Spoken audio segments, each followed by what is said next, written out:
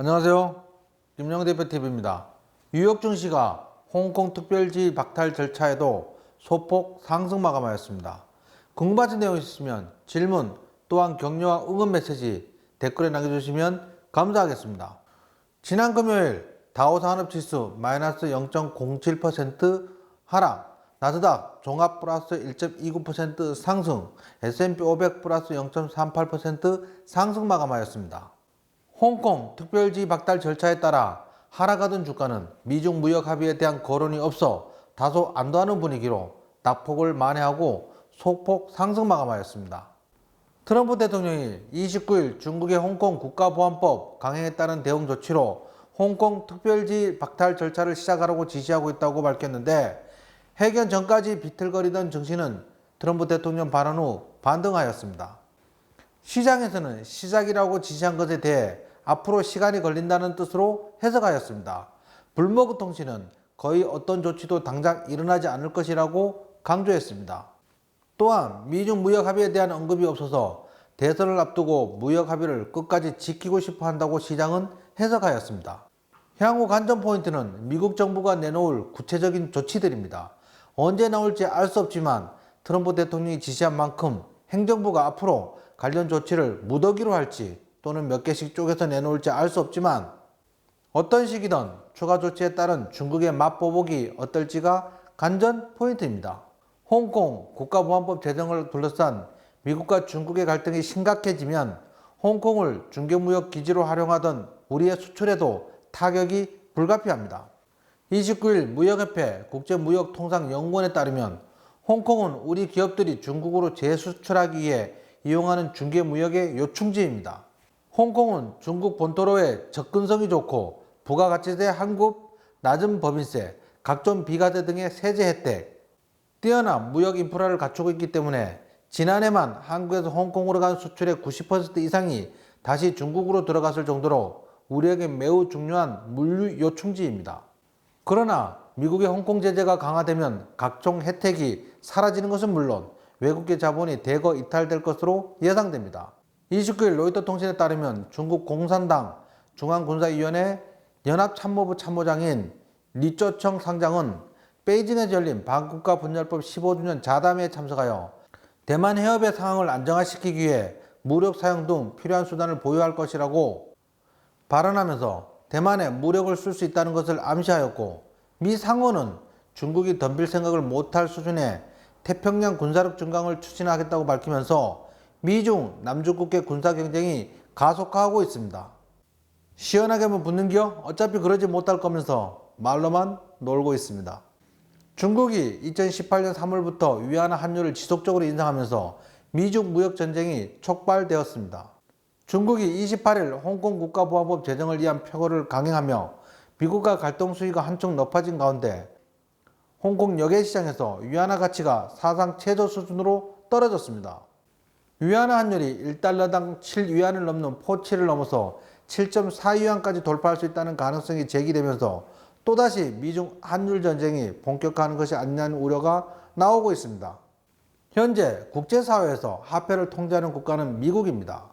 그 이유는 미국의 달러화가 기축통화이기 때문입니다. 기축통화란 무역과 금융을 비롯한 국가들 간 거래에서 결제 수단으로 사용할 수 있는 통화를 말합니다. 지금까지 미국의 달러화 패권에 도전하여 원유 수출 대금을 달러화 이하의 화폐로 받겠다고 한 이란과 베네수엘라는 잔인한 경제 제재로 망했습니다. 중국은 그동안 자국 통화인 위안화를 기축통화로 만들기 위해 총력을 기울여 왔습니다. 국제통화기금인 IMF의 특별 인출권 편입, 아시아인프라투자은행 설립 등 위안화 국제화에 적극 나섰습니다. 중국 정부의 이런 의도에 따라 위안화는 국제결제시장에 달러와 유로와 엔화, 파운드에 이어 5위지만 지난 1월 기준 위안화 국제결제 비중은 1.65%에 불과합니다. 중국이 달러화 패권에 대응하기 위해 내놓은 카드는 디지털 화폐입니다. 이것을 달러에 대한 도전으로 받아들인 미국의 반격이 시작된 듯 합니다. 한동안 중국과 홍콩 관련주들에 대한 투자는 멀리하는 것이 좋을 것으로 생각됩니다. 2020년 1월 미중 무역합의 1단계 서명을 하면서 미중 무역전쟁은 일단락되는 듯 하였습니다.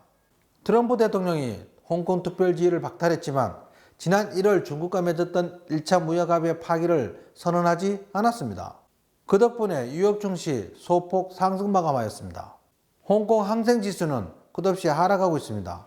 이대로 가면 홍콩에 있는 글로벌 금융기업들이 하나 둘씩 홍콩을 탈출하게 될 것입니다. 중국은 왜 한국말을 낳는 거위인 홍콩을 죽이려 할까요? 미국을 비롯해 영국, 캐나다, 호주 정부 등도 반대하는 입장을 밝혔고 23개국 정치 지도자 186명도 중국의 홍콩 국가보안법 제정은 홍콩의 자율성과 법치, 기본 자유에 대한 포괄적 공격이라는 공동성명을 발표하였습니다. 중국은 영국과 1984년 홍콩 주권 반환 공동선언에서 홍콩의 일국 양제를 50년간 보장하겠다고 약속한 바 있습니다. 그런데 왜 중국은 이렇게 서둘러 무리하게 홍콩을 복속시키려 할까요? 그것은 미국의 대중국 공세에 대해 더 이상 밀리지 않으려고 하는 배수진을 친 것으로 보입니다. 과연 중국이 미국의 공세를 얼만큼 막아낼 수 있을지 걱정스럽습니다. 2018년 4월 이후 위안화 절하, 그리고 이에 따른 1차 무역전쟁, 그리고 중국의 환율 조작국 지정, 그리고 지난 1월 1차 무역합의, 코로나 확산, 디지털 위안화 확산, 홍콩 국가보안법 제정, 미국의 중국 보복 천명, 홍콩 특별지위 박탈 절차 진행 등 이 모든 것이 중국의 달러화 패권에 도전하려는 야망을 막기 위한 미국의 대중국 공세로 실로 앞날이 첩첩산중입니다. 뉴욕 증시 홍콩 특별지위 박탈 소식에도 하락하지 않고 소폭 상승 마감하였습니다. 아슬아슬합니다. 이런 줄타기가 언제까지 지속될지 불안합니다. 우리 증시는 코스피 외국인 기관 소폭 순매도하였고 코스닥은 외국인 순매수 전환하였습니다. 신용잔고가 10조 8천억 원을 돌파하여 이제는 언제든 조정이 나와도 이상하지 않은 자리입니다. 조정이 예상되는 가운데 아슬아슬하게 미국 증시 상승함에 따라 우리 증시 역시 상승 중입니다. 이대로 계속 상승할 수 있더라도 그 확률은 크지 않고 일정 수준 이상 조정받을 확률이 더 큰 자리이니 현금 30% 이상 확보한 상태에서 보수적으로 대응하는 것이 필요한 때입니다. 이 영상이 유익하셨다면 좋아요, 구독, 알람 꼭 눌러주시면 감사하겠습니다. 김영훈 대표는 항상 여러분들의 성공 투자를 기원합니다. 감사합니다.